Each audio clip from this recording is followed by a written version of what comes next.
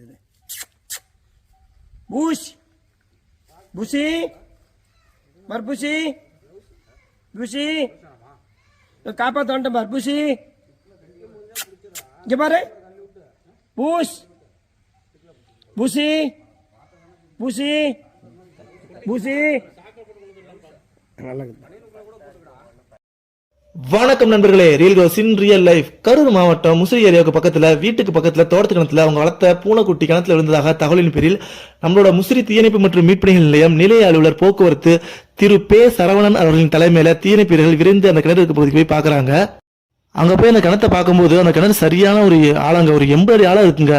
அந்த 80 ஆழம்னால அந்த பூனைக்குட்டி சின்னதா இருக்கிறதுனால கண்ணுக்கே தெரியல. ஆனா மற்றவங்க எல்லாருமே சத்தம் போடுறாங்க. அந்த பூனை எந்த ஒரு ரெஸ்பான்ஸுமே பண்ணல.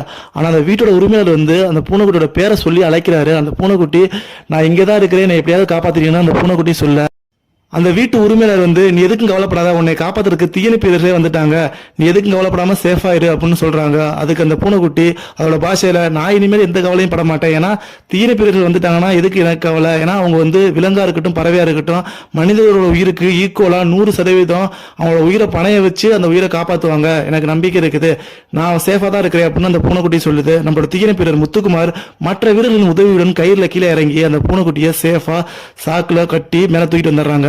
மேல கொண்டு வந்து அந்த பூனைய சேஃபா அந்த வீட்டுக்கு பக்கத்துல விட்டுறாங்க. அந்த பூனைக்குட்டி சேஃபா வீட்டுக்கு போயிருது. அந்த வீட்டு உரிமையாளர்கிட்ட நம்ம தீயணைப்பு வீரர்கள் தயவு செஞ்சு தோட்டத்துக்கு சுத்திலும் கம்பி வேலி அமைச்சு சேஃபா பயன்படுத்துங்க, ஏன் இவ்வளவு அசால்ட்டா பயன்படுத்துறீங்க, வீட்டை ஒட்டினாப்லே கிணறு இருக்குது, நீங்க வாட்டுக்கு எந்த ஒரு பாதுகாப்புமே இல்லாம கிணத்தை பயன்படுத்தி இருக்கீங்கன்னு அறிவுரை வழங்குறாங்க.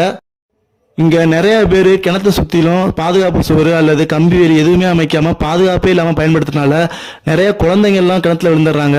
தயவு செஞ்சு சுத்திலும் கிணத்தை சுத்திலும் பாதுகாப்பு வேலி அமைச்சு பயன்படுத்துங்க.